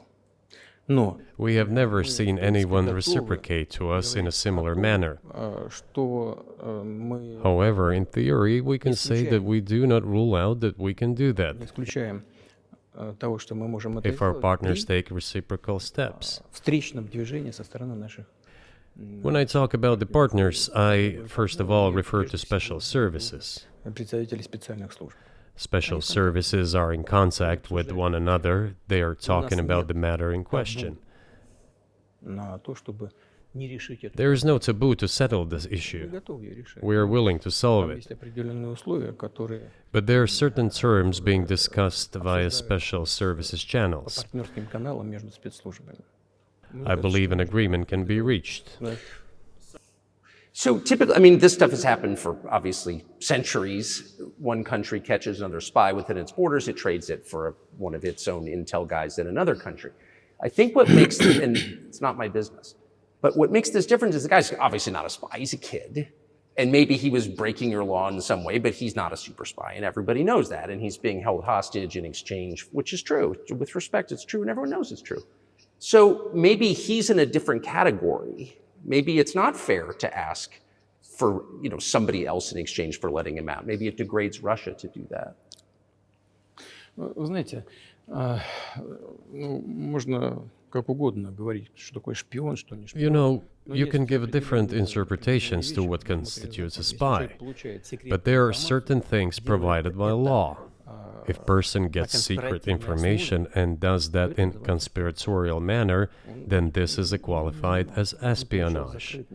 And that is exactly what he was doing. He was receiving classified, confidential information, and he did it covertly. Maybe he did that out of carelessness or his own initiative. Considering the sheer fact, this is qualified as espionage. The fact has been proven, as he was caught red-handed when he was receiving this information. If it had been some far-fetched excuse, some fabrication, something not proven, it would have been a different story then. But he was caught red-handed when he was secretly getting confidential information. What is it then? But are you suggesting that he was working for the US government or NATO, or he was just a reporter who was given material he wasn't supposed to have? Those seem like very different things. Я не знаю, на кого он работал. Но повторяю еще раз. I don't know who he was working for, but I would like to reiterate that getting classified information in secret is called espionage, and he was working for the US Special Services, some other agencies. I don't think he was working for Monaco, as Monaco is hardly interested in getting that information. It is up to special services to come to an agreement. Some groundwork has been laid. There are people who, in our view, are not connected with special services. Let me tell you a story about a person serving a sentence in an allied country of the US. That person, due to patriotic sentiments, eliminated a bandit in one of the European capitals. During the events in the Caucasus, do you know what he was doing? I don't want to say that, but I will do it anyway. He was laying our soldiers, taken prisoner, on the road and then drove his car over their heads. What kind of person is that? Can he even be called human? But there was a patriot who eliminated him in one of the European capitals. Whether he did it of his own volition or not, that is a different question. Yeah, but Evan Gershkovich didn't do that. I mean, that's a completely different. I mean, this is a 32-year-old newspaper reporter. He committed something different. He's not just a journalist. I reiterate, he's a journalist who was secretly getting confidential information. Yes, it is different, but still, I'm talking about other people who are essentially controlled by the US authorities, wherever they are serving a sentence. There is an ongoing dialogue between the special services. This has to be resolved in a calm, responsible, and professional manner. They are keeping in touch, so let them do their work. I do not rule out that the person you refer to, Mr. Gershkovich, may return to his motherland. By the end of the day, it does not make any sense to keep him in prison in Russia. We want the US Special Services to think about how they can contribute to achieving the goals our special services are pursuing. We are ready to talk. Moreover, the talks are underway. And there have been many successful examples of these talks crowned with success. Probably this is going to be crowned with success as well. But we have to come to an agreement. I hope you let him out. Mr. President, thank you. I also want him to return to his homeland at last. I'm absolutely sincere. But let me say once again, the dialogue continues. The more public we render things of this nature, the more difficult it becomes to resolve them. Everything has to be done in calm manner. I wonder if that's true Закрытом with the war, though. Also, I mean, I guess I want to ask one more question, which is, and maybe you don't want to say so for strategic reasons, but are you worried that what's happening in Ukraine could lead to something much larger and much more horrible? And how motivated are you just to call the U.S. government and say, let's come to terms?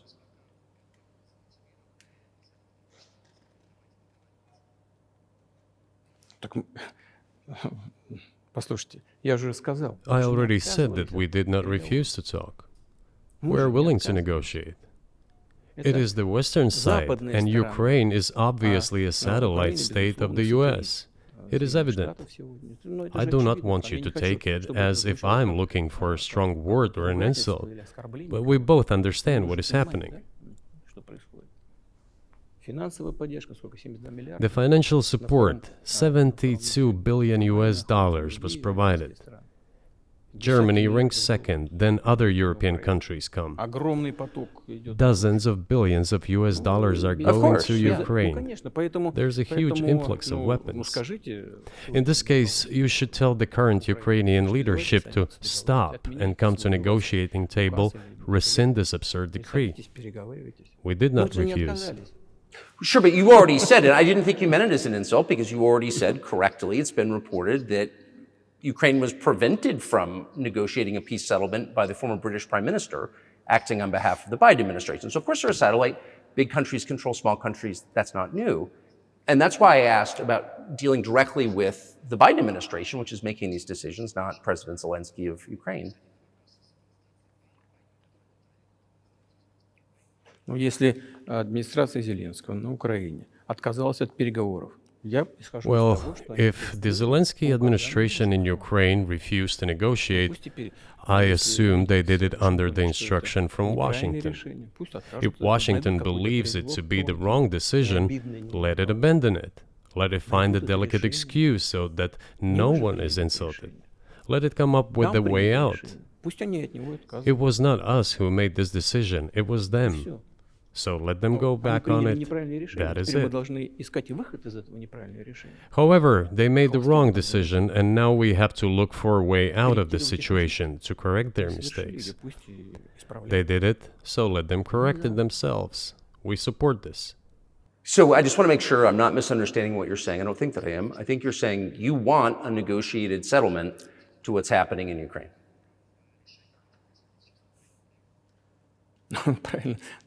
Right. And we made it. We prepared a huge document in Istanbul that was initialed by the head of the Ukrainian delegation. He affixed his signature to some of the provisions, not to all of it. He put his signature and then he himself said, we were ready to sign it and the war would have been over long ago, 18 months ago. However, Prime Minister Johnson came, talked us out of it, and we missed that chance. Well, you missed it, you made a mistake. Let them get back to that, that is all. Why do we have to bother ourselves and correct somebody else's mistakes? I know one can say it is our mistake. It was us who intensified the situation and decided to put an end to the war that started in 2014 in Donbass, as I have already said, by means of weapons. Let me get back to further in history. I already told you this. We were just discussing it. Let us go back to 1991, when we were promised that NATO would not expand, to 2008, when the doors to NATO opened to the declaration of state sovereignty of Ukraine, declaring Ukraine a neutral state. Let us go back to the fact that NATO and US military bases started to appear on the territory of Ukraine, creating threats to us. Let us go back to coup d'etat in Ukraine in 2014. It is pointless though, isn't it? We may go back and forth endlessly, but they stopped negotiations. Is it a mistake? Yes. Correct it. We are ready. What else is needed? Do you think it's too humiliating at this point for NATO to accept Russian control of what was 2 years ago Ukrainian territory? Я же сказал, I said, let them think how to do it with dignity. There are options if there is a will. Варианты есть.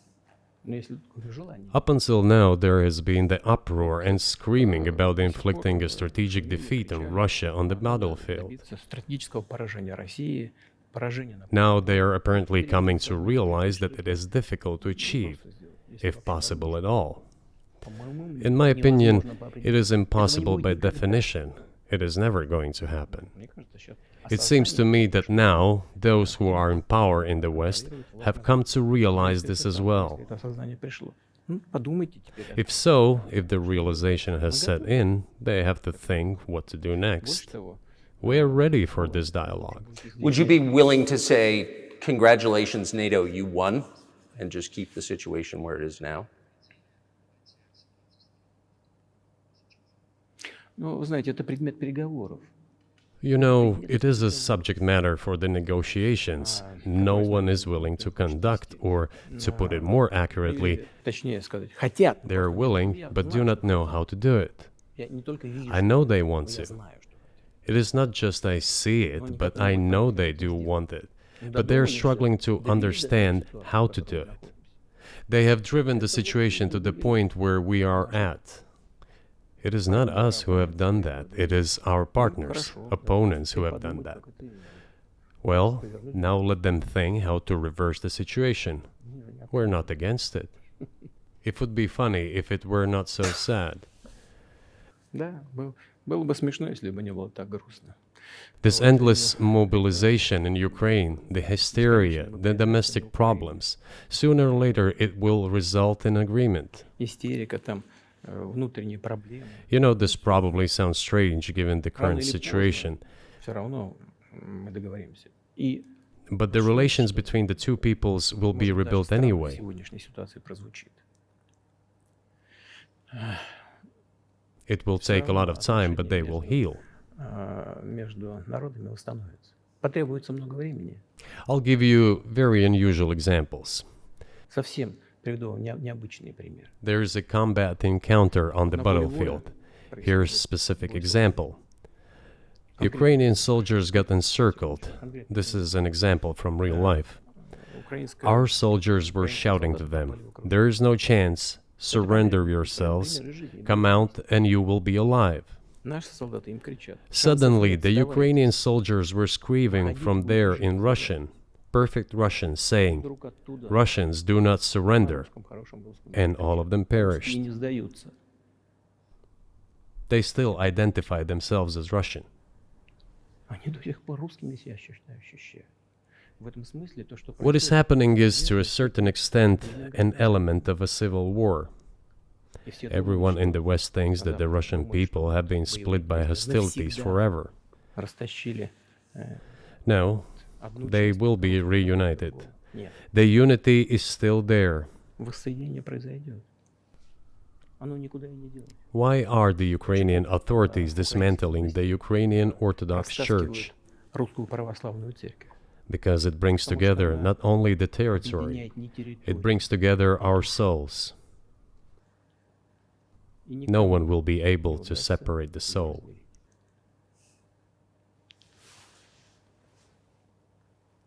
Shall we end here, or is there anything else? No, I think that's great. Спасибо. Thank you, Mr. President. Free speech is bigger than any one person or any one organization. Societies are defined by what they will not permit. What we're watching is the total inversion of virtue.